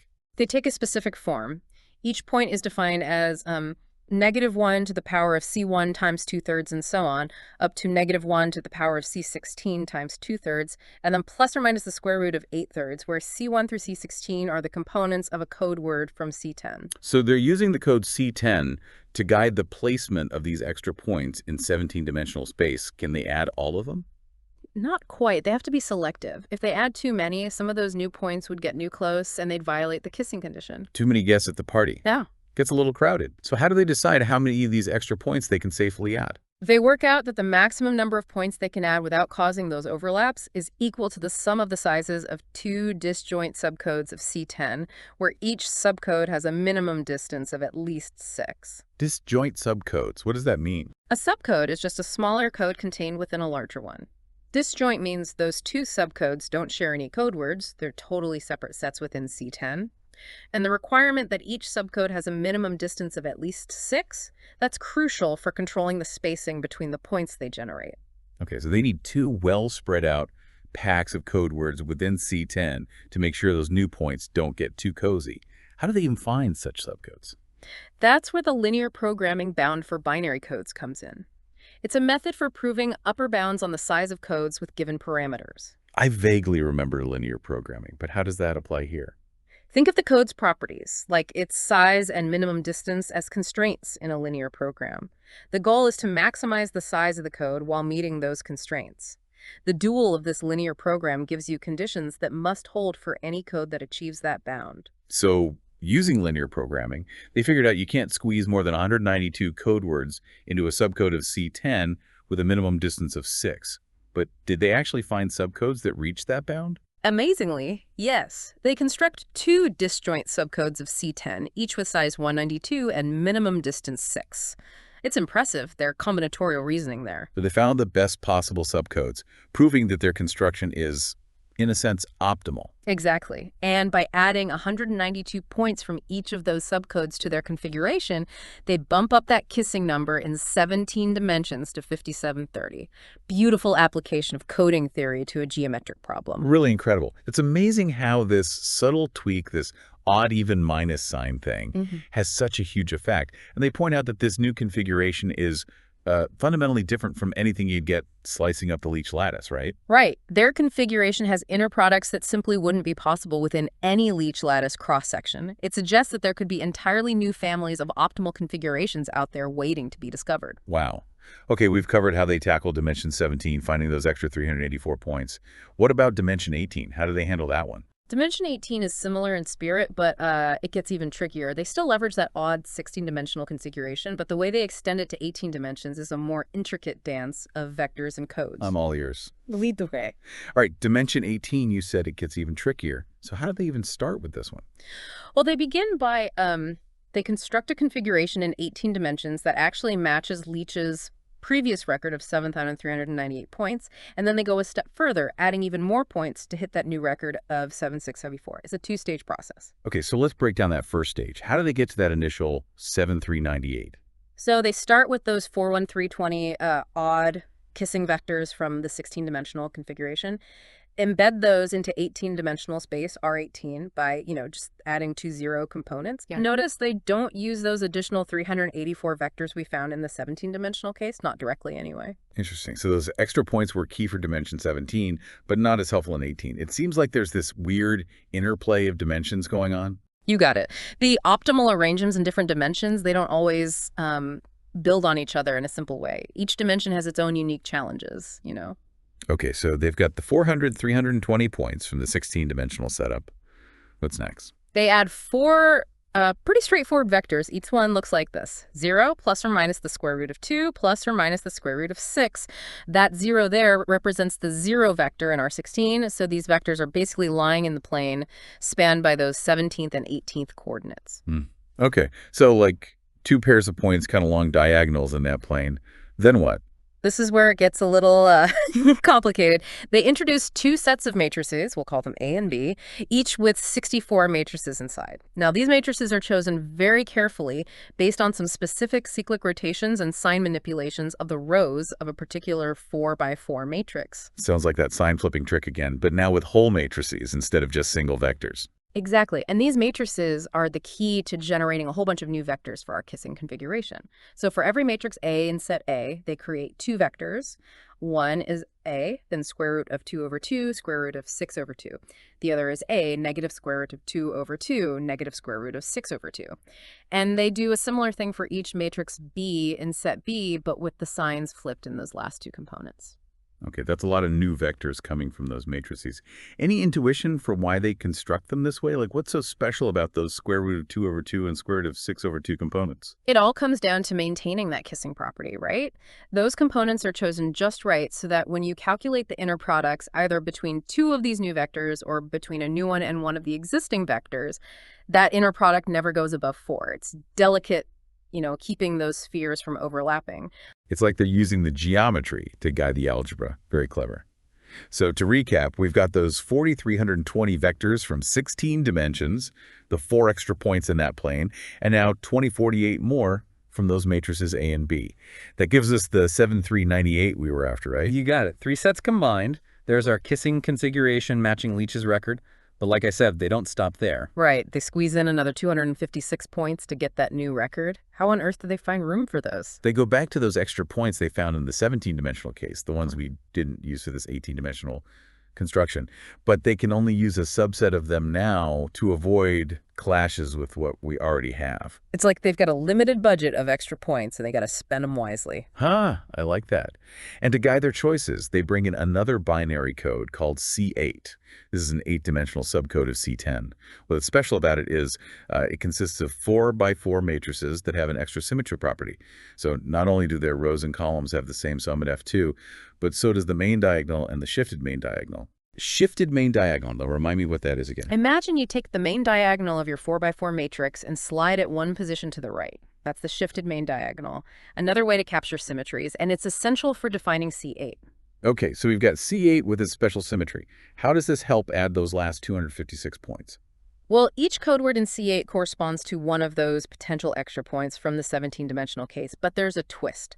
The 17th component of the point is now determined by -1 to the power of the inner product of C and V times the square root of 8/3, where C is our code word from C8 and V is a fixed vector chosen specifically to make everything work with the points we already have in 18 dimensions. So whether that 17th component is positive or negative depends on that inner product of C and V, taking modulo 2, of course. And the choice of V is crucial to avoid overlaps. Exactly. A very elegant way to use the C8 to control where those extra points go, making sure they fit in nicely. And that's how they achieve that record-breaking 7654 in 18 dimensions. It's mind-blowing.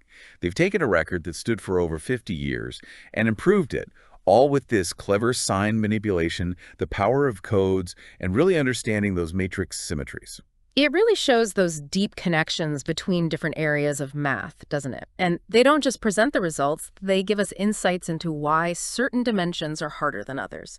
They point out that the inner products in their 18-dimensional configuration, once again, confirm it can't be obtained from the Leech lattice. So new kissing numbers and a deeper understanding of their structure and how they relate to these other mathematical objects. Precisely. And their work opens up new paths, too. They suggest their methods could apply to even higher dimensions, maybe even lead to improvements in Euclidean sphere packing densities, which would be a huge deal. That's incredibly exciting. It really feels like they've opened up a whole new world within this seemingly simple problem of kissing spheres. And they leave us with a great question.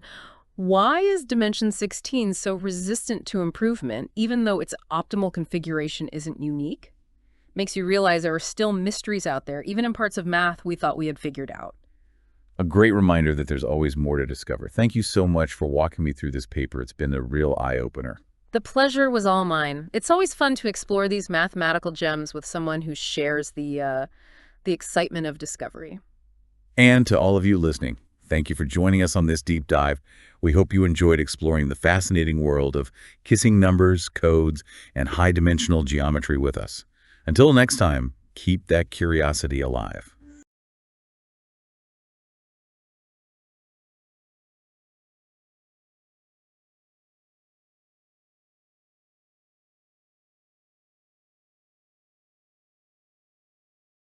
Welcome back, everyone, for another deep dive. This time we're tackling a paper titled Improved Kissing Numbers in 17 through 21 Dimensions. I think you'll agree this one's a real gem. Yeah, it's a fascinating paper for sure. Pushing boundaries, really. Not just improving these long-standing records for kissing numbers in dimensions 17 to 21, but also, introducing techniques that could be really impactful for other geometric problems. Right.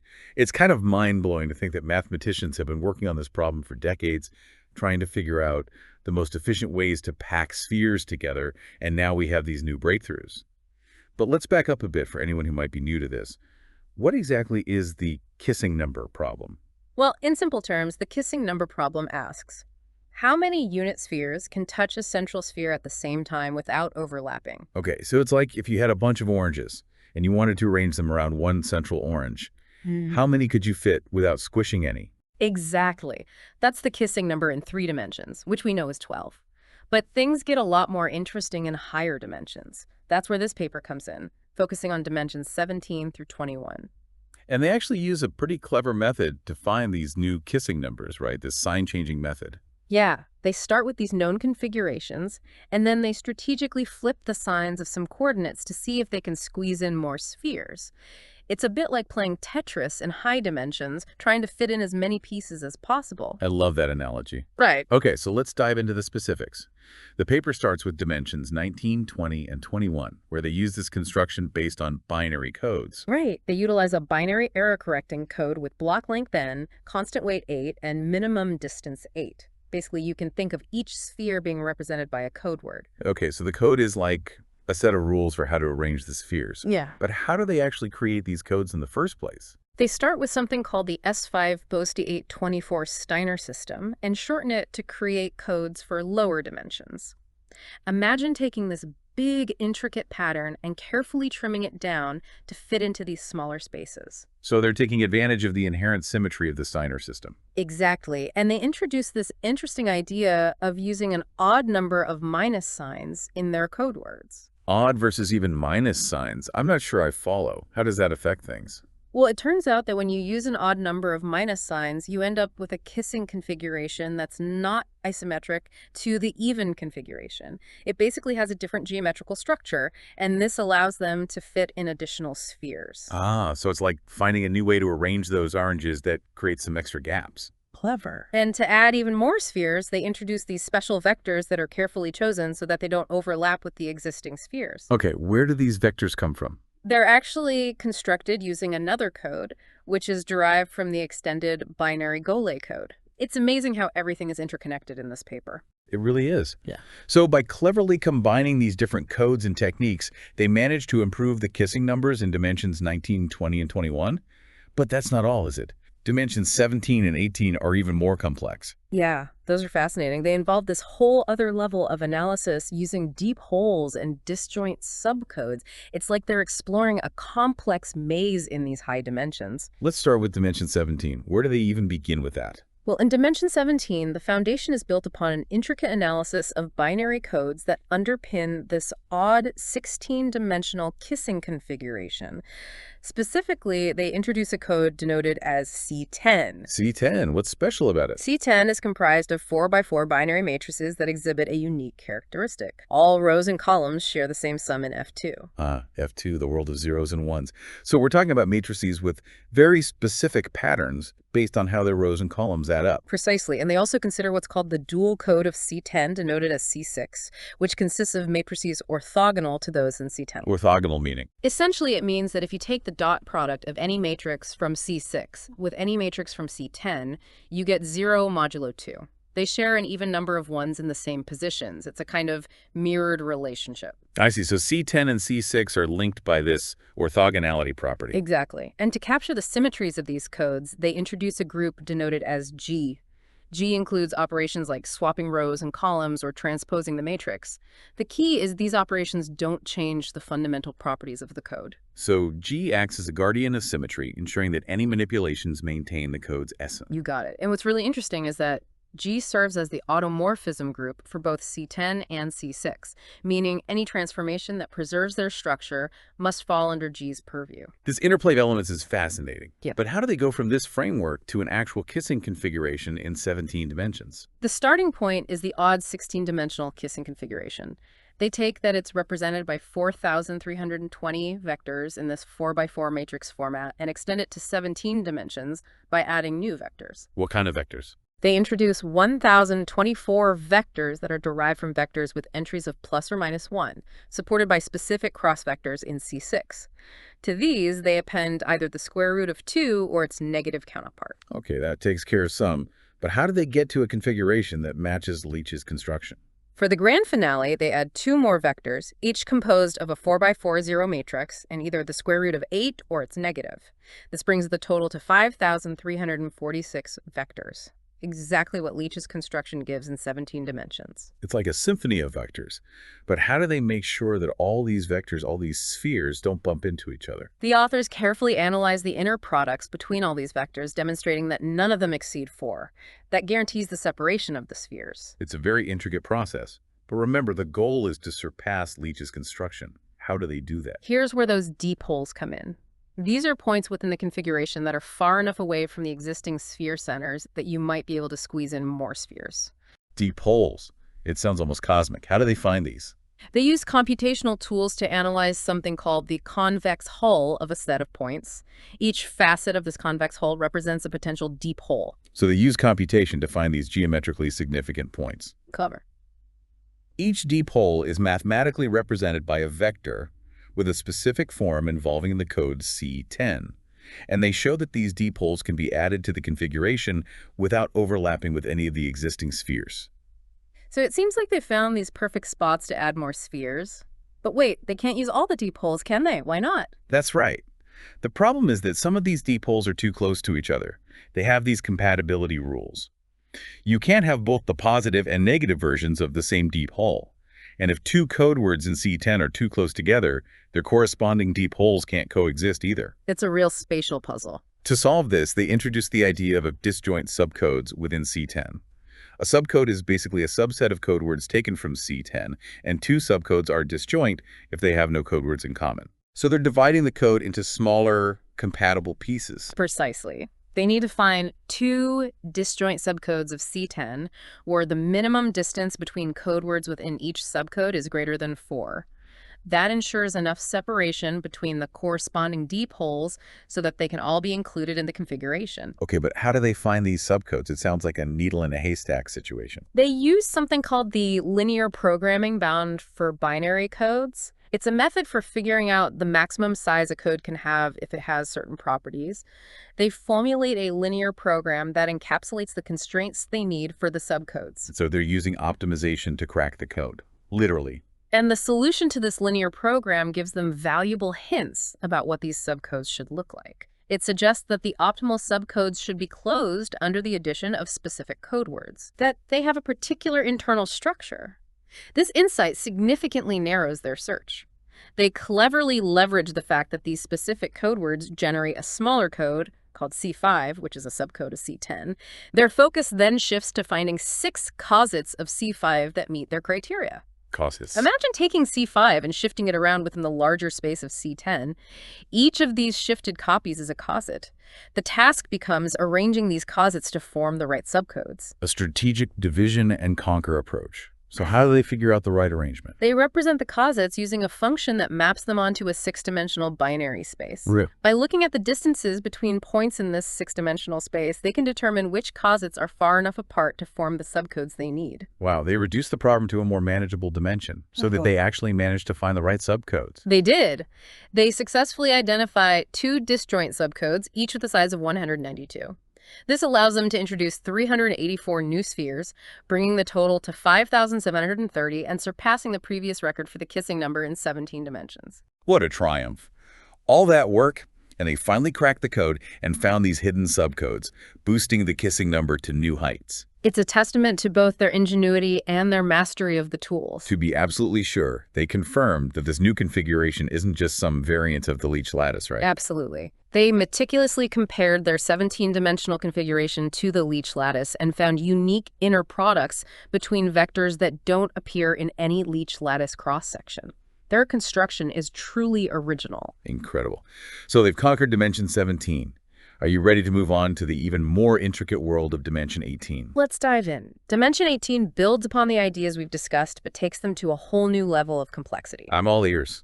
Lead the way. Okay, so in 18 dimensions, we're working in a space denoted as R4A4 AOR ARR. The first step is to construct a kissing configuration using 7,398 vectors. This mirrors Leech's construction. How do they do that? They start with the 5,346 odd kissing vectors from before the ones in R4 Side 4S.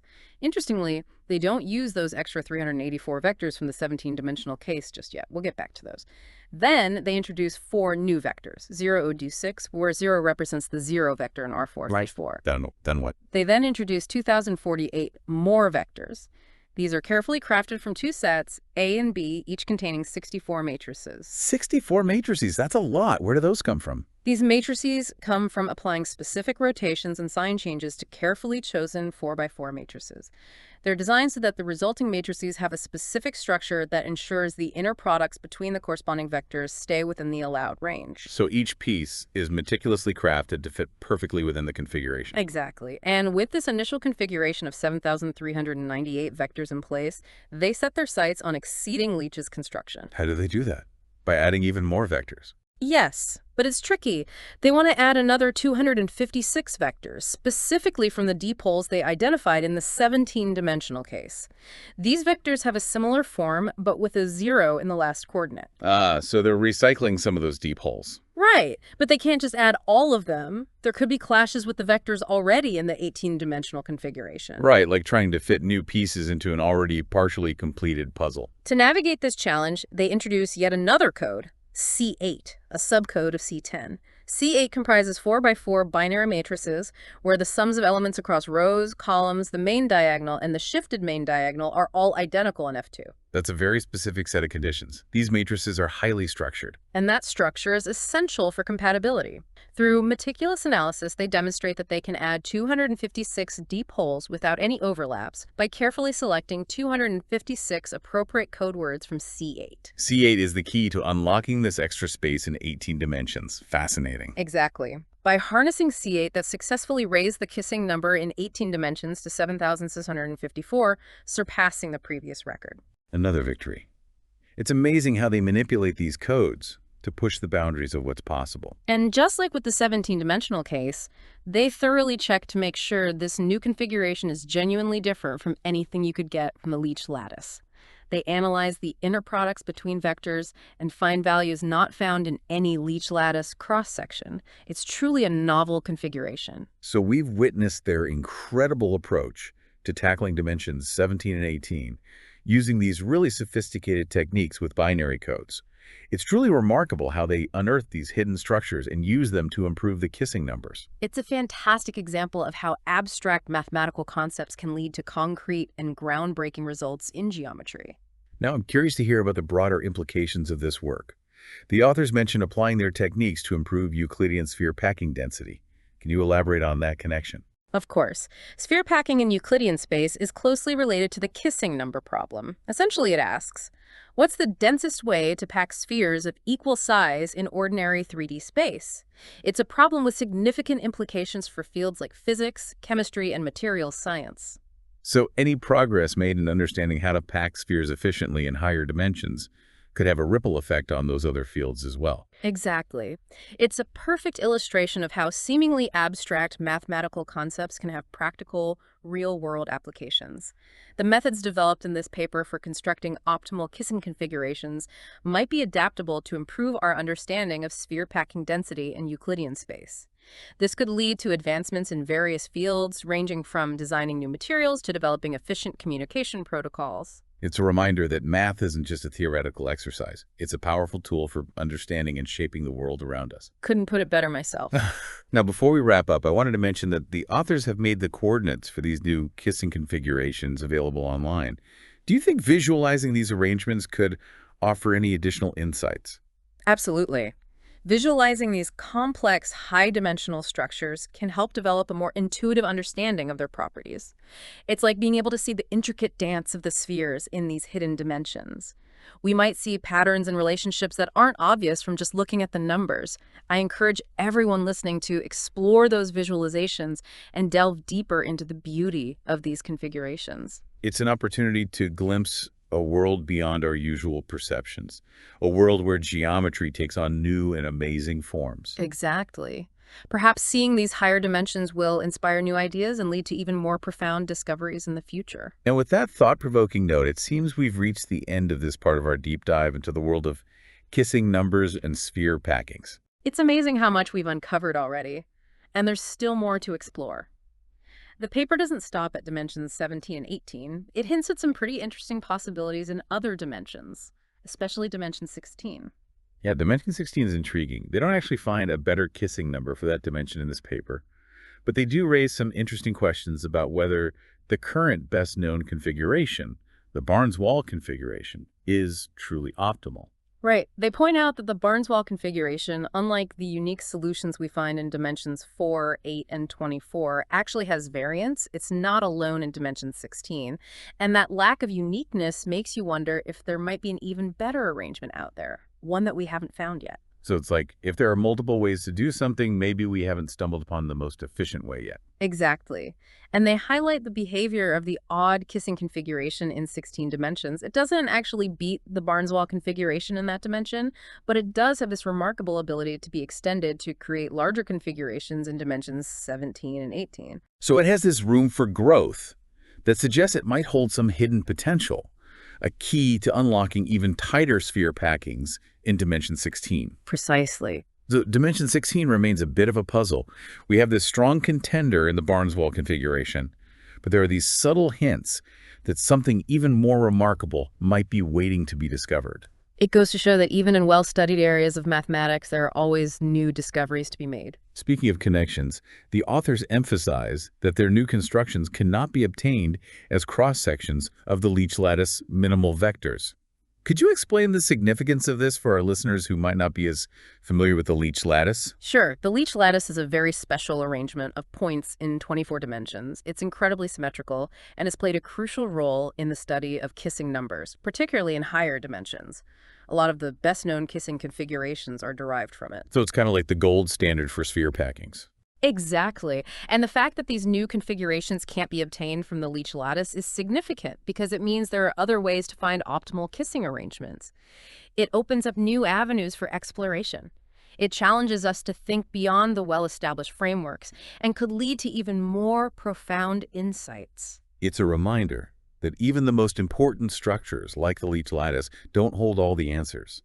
There are still unexplored territories in the realm of sphere packings. That's a great way to put it. It's a call to action for mathematicians to venture beyond the familiar and seek out new approaches to understanding these fascinating geometric problems. Now, shifting gears a bit, the authors mention the potential of applying their techniques to improve Euclidean sphere packing density. Yeah. Can you unpack that connection for us? Certainly. Sphere packing in Euclidean space is closely related to the kissing number problem. It basically asks, what's the densest possible way to pack spheres of equal size in our ordinary three-dimensional space? This problem has profound connections to physics, chemistry, and even material science. So any improvement in our understanding of packing spheres efficiently in higher dimensions could potentially impact those fields as well. Exactly. It's a beautiful example of how abstract mathematical concepts can have real-world applications. The techniques developed in this paper could potentially be adapted to improve our understanding of sphere pack-in density in Euclidean space. And that could lead to advancements in diverse fields, from designing new materials to developing efficient communication protocols. It reinforces the idea that mathematics is not just some isolated theoretical pursuit. It's a powerful tool for understanding and shaping the world around us. Oh, I couldn't agree more. Before we move on, I wanted to point out that the authors have actually made the coordinates for these new kissing configurations available online. Do you think visualizing those arrangements could offer any additional insights? I think it would be incredibly helpful.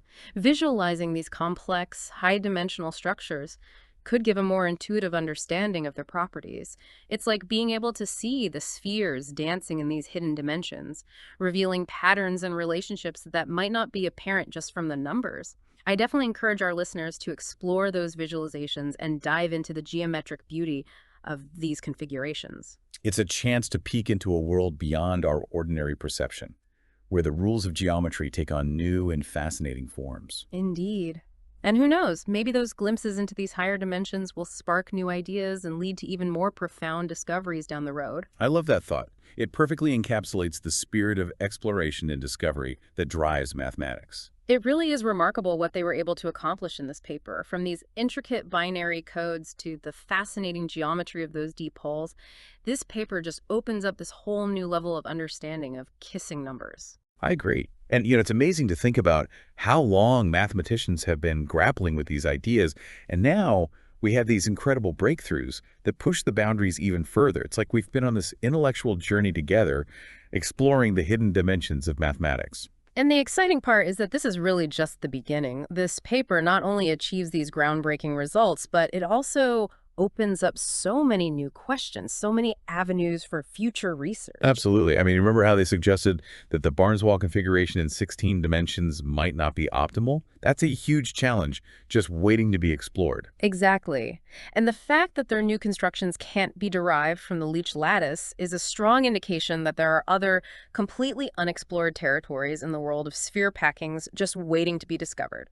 Who knows what other incredible structures and relationships are out there? It really highlights the dynamic nature of mathematics, always evolving, always pushing the limits of human understanding.